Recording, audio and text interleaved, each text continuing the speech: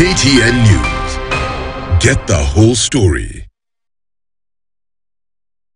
I, Uhuru Kenyatta. His tenure began in 2013. His was a regime that was elected according to the then new constitution that was promulgated under his predecessor Mwai Kibaki in 2010. Under this man, Uhuru Kenyatta, that new constitution that was regarded as the most progressive in Africa would be largely effected. The impression that they were a co-presidency was probably the problem.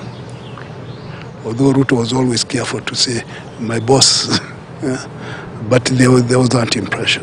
For journalists and the media at large, it was a moment of triumph. The freedom and acceptance that they had long fought for had finally come. They would no longer beg to be recognized. The law of the land had enshrined and protected their freedom, and many were watching to see if the new regime that would later be popularly known as the Uhuru government would implement Article 34 of the Constitution, which guaranteed media its freedom. The two gentlemen, Uhuru Kenyatta, then president, and his deputy president, William Ruto, did not disappoint when they delivered their speeches just after inauguration. They promised to accord the media its respect and space. The media, indeed, had never felt true acceptance until Uhuru Ruto happened. This was cemented by a media breakfast hosted by the two at State House. That was on July 12, 2013. It was a breakfast like no other. We were taking advantage of that opportunity to lobby for our interests as media. There has been a lot of misunderstanding that the fact that we went there meant to support the government of the day or to support President Kenyatta. There is absolutely nothing like that. When his time to address, Uhuru Kenyatta did indicate that the event was meant to bring a new day that was filled with hope in the new beginning, in ties between the state and the media. The problem, I think, was that his expectation and that of the people around him was that now that we have had some nice friendly chat, had a big breakfast, we will now tone down our criticism of government, stop holding them to account. And when it did not happen is now when everything turned around. All bitter relationships often begin on a sweet note. The one between Uhuru Ruto government and the Kenyan media was not different. It was short-lived and crumbled in the aftermath of the October 2013 attack at the Westgate Mall. Journalists were chased out of parliament over the manner in which the attack was covered. Legislators termed them misleading reports. The bone of contention were reports and photos showing soldiers allegedly looting while responding to the attack. In December the same year, Parliament passed a harsh law targeting journalists who failed to uphold media ethics. The enforcement of the law was bestowed on state agencies. In other words, the state would determine, prosecute and judge any offences committed by journalists.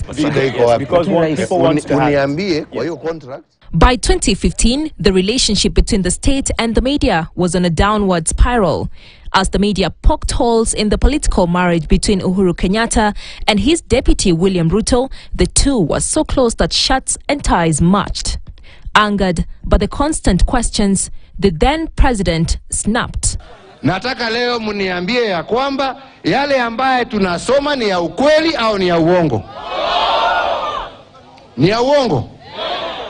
Kwa hivyo vile nilisema ya kwamba gazeti ni ya kufunga nyama ni sawa. Within no time he had coined that gazeti ni ya kufunga nyama nonsense. And he was always saying he doesn't read papers, but he was always reacting to what we are writing. So I suppose he must be reading.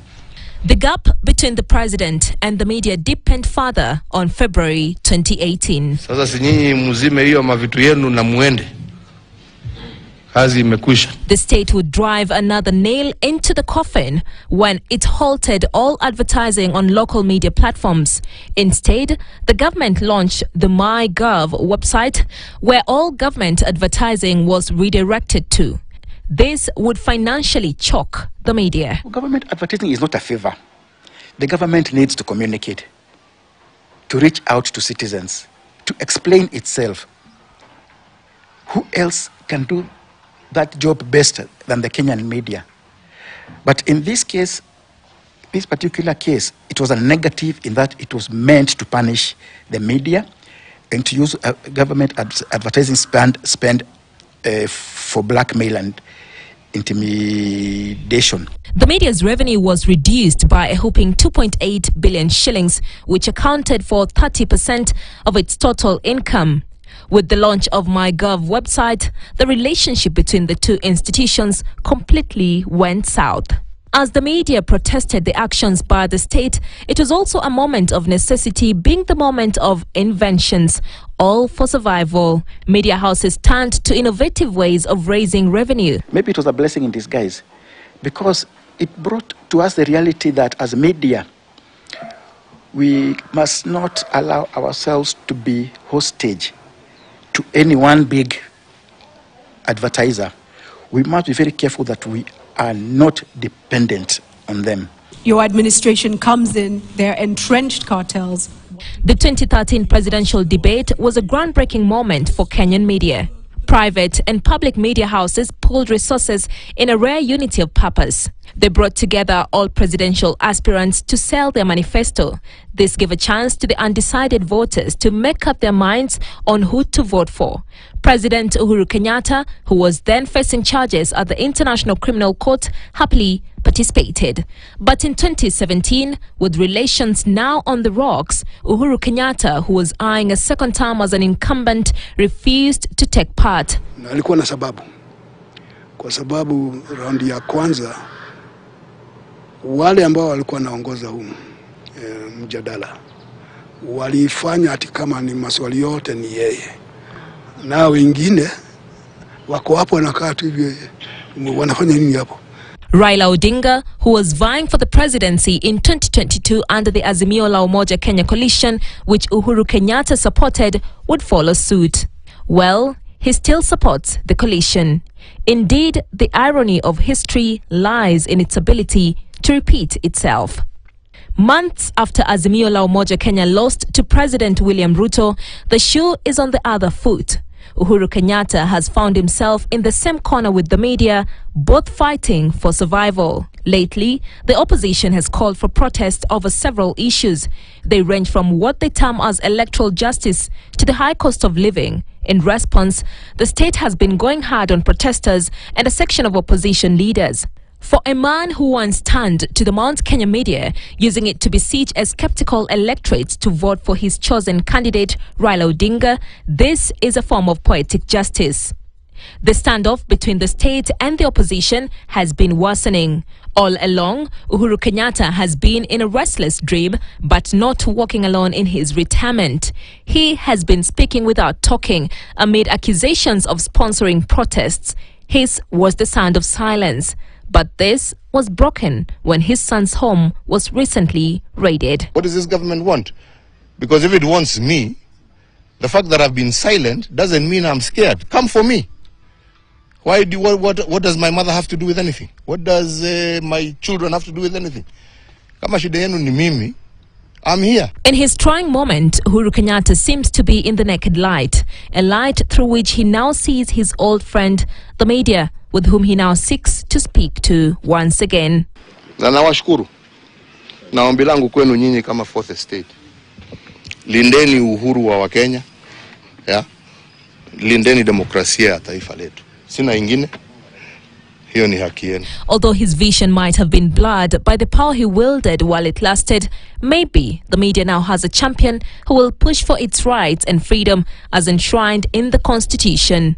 For the voice of the people, which a free media represents, it is indeed a voice of they who wield true power. Uhuru learned one lesson once he was out of office, that when you are up against a government that wants to intimidate or harass you or generally oppress you, your best ally, the best places you can get an ally is in the media. It is the one which will amplify your cry. He didn't know that when he was in office because, as I said, arrogance of power. Nobody can touch him. He's untouchable. until he comes out and realizes that he's now an ordinary citizen, and the harassment that we all go through, he's not immune from it. And that should be a lesson for President Ruto also. Miriam Angel, KTN News.